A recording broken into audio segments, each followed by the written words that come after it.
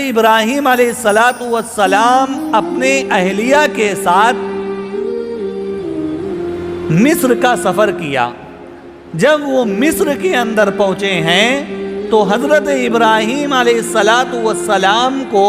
اور ان کی بیوی حضرت سارہ کو جب مصر کے لوگوں نے دیکھا اور وہاں کا جو بادشاہ تھا اس بادشاہ کے لوگوں نے دیکھا کہ ابراہیم علیہ السلام کے ساتھ ایک خاتون آئی ہوئی ہے اور نہایت خوبصورت ہیں، بڑی خوبصورت ہیں، بڑی حسین ہیں۔ یہ بات بادشاہ تک پہنچائی گئی۔ بادشاہ سے کہا گیا کہ ابراہیم کے ساتھ ایک خاتون آئی ہوئی ہے، بڑی خوبصورت ہے، نہایت حسین ہے۔ بادشاہ سلامت، آپ کی جاگیر میں، آپ کی سلطنت میں کوئی خاتون اگر قدم رکھ دے اور وہ خوبصورت ہوتی ہے تو آپ اس کی عزت کے ساتھ کھیلتے ہیں، اس کی عصمت دری کرتے ہیں۔ بادشاہ سلامت، ایک آدمی ابراہیم آیا ہوا ہے اور اس کے ساتھ ایک خاتون ہے جو نہایت حسین، نہایت جمیل ہے۔ بادشاہ نے کہا کہ اس عورت کو میرے پاس بلایا جائے۔ اب حکومت کے لوگ آئیں، ابراہیم علیہ السلام سے پوچھا کہ یہ جو خاتون ہیں یہ کون ہیں؟ حضرت ابراہیم علیہ السلام نے کہا کہ یہ میری بہن ہے۔ اپنی بیوی کا نام نہیں لیا، یہ نہیں کہا کہ یہ میری بیوی ہیں، کیونکہ جب انسان یہ بتلاتا ہے کہ یہ ساتھ میں رہنے والی خاتون میری بہن ہے تو سامنے والی کی اگر نیت بھی خراب ہوتی ہے تو بہن ہونے کی وجہ سے اس کے دل کے اندر تھوڑی سی رحم پیدا ہوتی ہے۔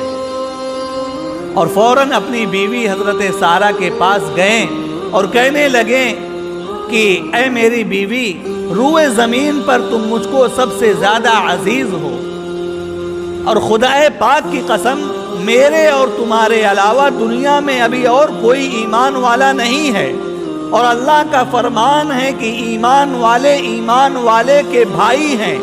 آپس میں بھائی ہیں، لہٰذا اس اعتبار سے تم میری بہن ہو، میں نے جھوٹ بھی نہیں کہا ہے۔ بادشاہ کے پاس اب تم کو پیش کیا جائے گا۔ جیسے ان کے پاس حکومت کے لوگ آئیں اور کہا کہ سارہ کو بادشاہ سلامت بلا رہے ہیں، فوراً کہا ٹھیک ہے لے جاؤ۔ اب حضرت سارہ جب پہنچی ہیں، حضرت سارہ کوئی عام خاتون نہیں تھی، بلکہ وہ پاکیزہ تھی، وہ صالحہ تھی، وہ عابدہ تھی، وہ ذاکرہ تھی۔ حضرت سارہ اللہ کی ولیہ تھی، اور اللہ کا اعلان ہے الا ان اولیاء اللہ لا خوف علیہم ولا هم یحزنون، جو اللہ کے ولی ہوتے ہیں، الا ان اولیاء اللہ لا خوف علیہم ولا هم یحزنون، سن لو جو اللہ کے ولی ہوتے ہیں انہیں نہ کسی چیز کا غم ہوتا ہے، نہ کسی چیز سے وہ ڈرتے ہیں۔ حضرت سارہ تو اللہ کی ولیہ تھی، وہ اللہ کی ولیہ تھی۔ وہ گھس گئی بادشاہ کے دربار میں، کھڑی ہوئی، بادشاہ نے انہیں دیکھا اور اس کے دل کے اندر گندگی پیدا ہوئی۔ بادشاہ نے سوچا کہ سارہ کی طرف بڑھ کر کے سارہ کی عصمت دری کی جائے، ان کی عزت کو پامال کیا جائے اور ان کے ساتھ غلط کام کیا جائے۔ حضرت سارہ نے جب دیکھا کہ بادشاہ میری طرف آ رہا ہے، فوراً وہاں پر انہوں نے وضو کیا، نماز پڑھی، اور نماز کے اندر حضرت سارہ نے یہ اللہ تعالیٰ سے دعا کی کہ او میرے رب، او میرے خدا، او میرے اللہ، میں نے آپ کے اوپر ایمان لائی، میں آپ کے اوپر، آپ کے نبی کے اوپر ایمان لائی ہوں، میں نے اپنی عزت کی حفاظت کی ہے، او باری تعالیٰ اس شیطان کے ذریعے سے میری عزت پر ڈاکہ مت ڈالنے دیجیے گا، اس شیطان کو میری عزت کو لوٹنے پر اے اللہ آمادہ مت کریے گا۔ روایت کے اندر یہ بات ملتی ہے، حضرت ابو ہریرہ رضی اللہ تعالی عنہ فرماتے ہیں وہ بادشاہ وہیں پر گرا، اس کے پاؤں زمین میں دھس گئے اور اس کے منہ سے جھاگ نکلنے لگے، اس کے منہ سے جھاگ نکلنے لگے، سر میں درد ہونے لگا، آنکھیں دھسنے لگیں اور بالکل پریشان ہو گیا۔ حضرت سارہ نے جب اس کی کنڈیشن کو دیکھا تو مارے پریشانی کی حالت میں پھر اللہ تعالیٰ سے دعا کرنے لگی۔ جو اللہ کے ولی ہوتے ہیں وہ بڑے نہایت نرم دل ہوتے ہیں۔ وہ پھر دعا کرنے لگی، اور عورتوں کے اندر، خاتون کے اندر جتنی بھی خواتین ہوتی ہیں، اللہ تعالیٰ مردوں کے مقابلے میں ان کے دل کو نرم بناتے ہیں۔ لہذا حضرت سارہ نے دیکھا کہ یہ بادشاہ گرا ہے اور جھاگ نکل رہا ہے، پیر اس کے دھس چکے ہیں، آنکھیں دھستی جا رہی ہیں اور قریب ہے کہ یہ ختم ہو جائے۔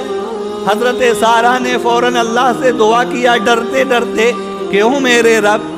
میں نے آپ سے دعا تو کیا تھا لیکن اس طرح سے یہ بد دعا نہیں کی تھی۔ اگر یہ ختم ہو گیا تو میرے اوپر ایک الگ سے الزام عائد ہو جائے گا کہ میں نے بادشاہ کو ختم کر دیا ہے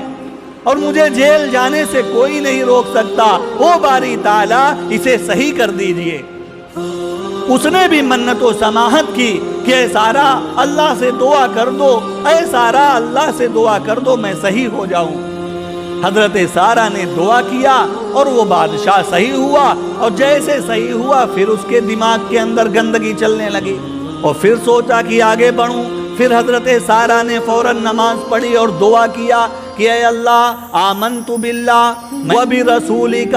اور آپ کے رسول پر ایمان لائی ہوں، اور اسی طرح سے میں نے اپنی شرمگاہ کی، میں نے اپنی عزت کی حفاظت کی ہے، سوائے میرے شوہر کے آج تک مجھے کوئی دیکھ نہیں سکا۔ او میرے باری تعالیٰ، آپ مجھے اس شیطان سے محفوظ رکھیے گا۔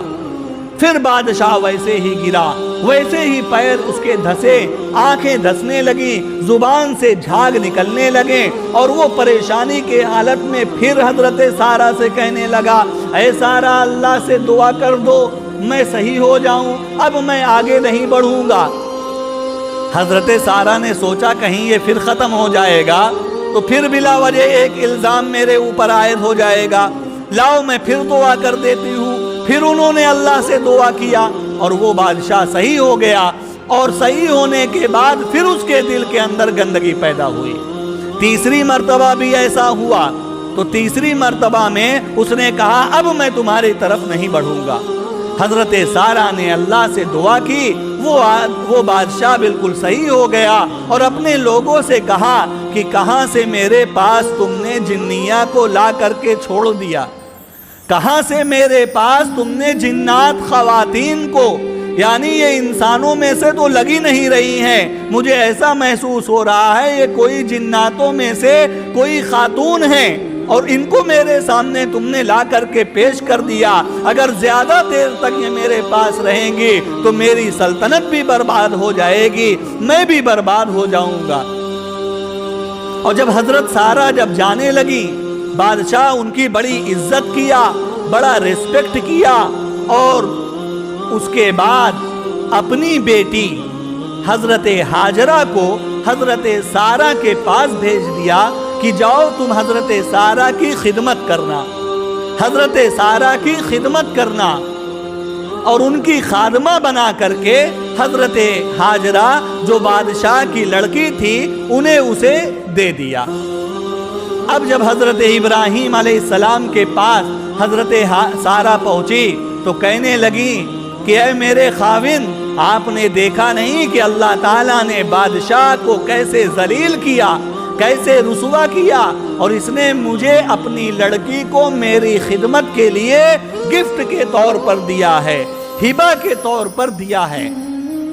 اس طرح سے اللہ تعالیٰ نے حضرت ابراہیم علیہ السلام کی اہلیہ اور ہم سب کی ماں حضرت سارہ کی عزت اور عصمت کی حفاظت کی۔